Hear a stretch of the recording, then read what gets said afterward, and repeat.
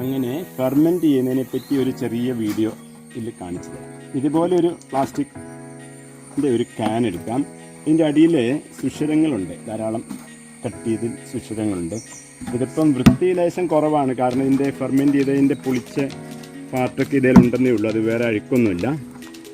ഇനി നമുക്ക് അതിനകത്ത് അടിയിൽ വെള്ളം വാർന്ന് പോകാവുന്ന പോലെ കല്ലിൻ്റെ മുകളിൽ പൊക്കി വെക്കാം.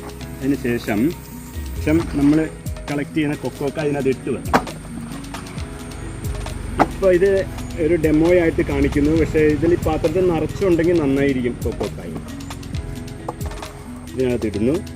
ഇനി നമുക്കത് ഇതിനകത്ത് ഈ കണ്ടെയ്നറിനകത്ത് നിറച്ച് വെച്ച കൊക്കോ അവിടെ മൂടി വെച്ചാൽ മതി.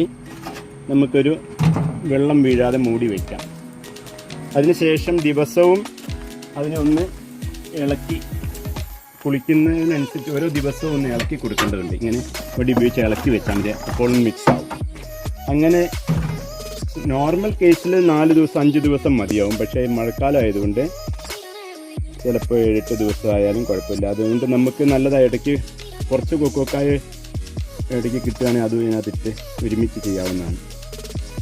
അങ്ങനെ കുളിച്ച ശേഷം അനുകൂലമായ കാലാവസ്ഥയോ അല്ലെങ്കിൽ ഡ്രയറോ ഉണ്ടെങ്കിൽ ഡ്രയറിലോ അല്ലെങ്കിൽ വെയിലിലോ ഇട്ട് ഉണക്കി പൂപ്പൽ വരാതെ സൂക്ഷിച്ചാൽ മതി.